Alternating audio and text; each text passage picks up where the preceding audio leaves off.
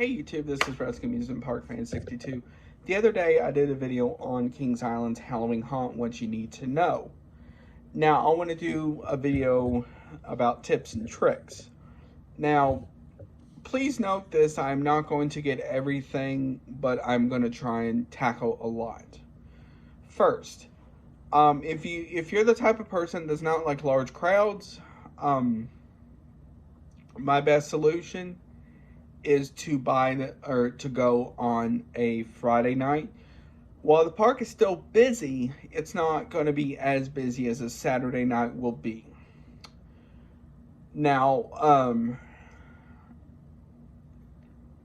it helps to have something like a Cedar Fair Gold or Platinum Pass. Please note this, if you have a Platinum Pass for Kings Island, it only works at Kings Island. The only way you can get into other Cedar Fair parks is if you have a Platinum Pass. Now, the other day I talked about bring a friend for $34.99.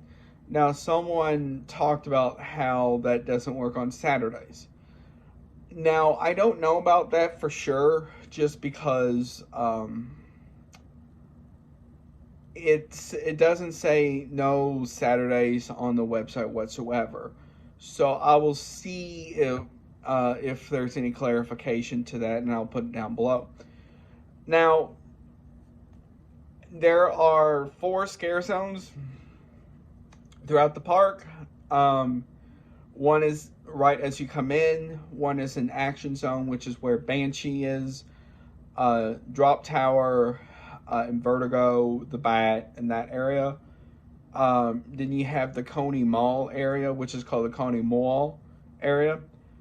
And then you have Area 72, which is where Orion and Flight of Fear is. Now,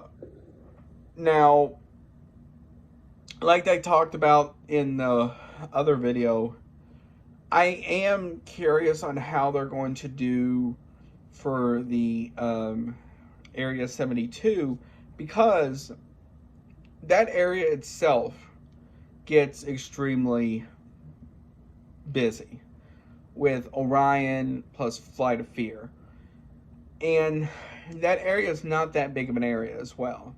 So I am curious on how they're going to do that, and make it like an alien theme. So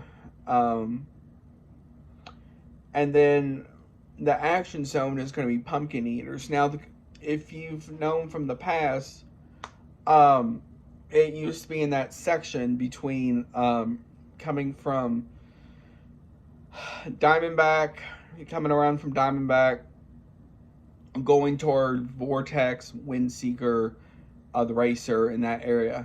Now it's going to be in a lot bigger area, so there's going to be more for them to work with.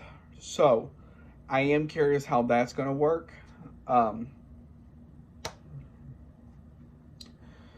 Now you have about 6 houses / mazes. You have Chaos, which is located in where Alien X is going to be. Now, I don't know much about that.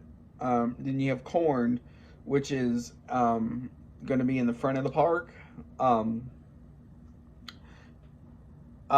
you have in the Coney Mall area as well, Hotel St.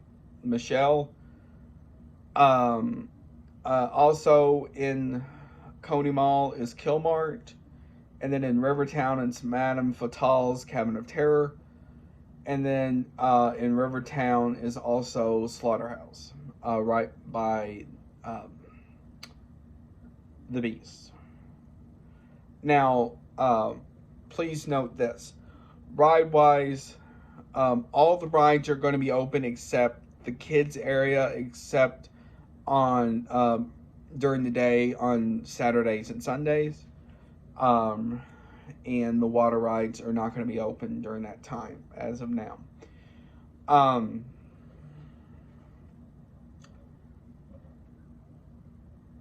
Shows, they have 3 shows for this year.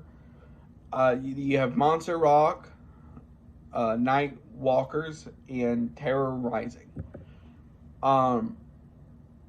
Show times have not been announced yet, but when they do, I will put it down below on times.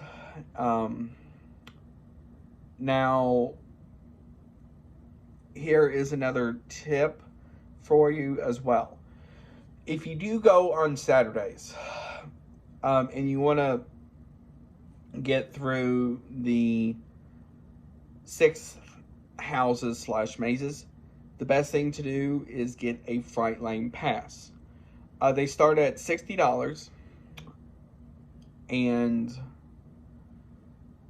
I'm not sure what the difference between the Fright Lane and the Fright Lane Plus is, and the price difference, but I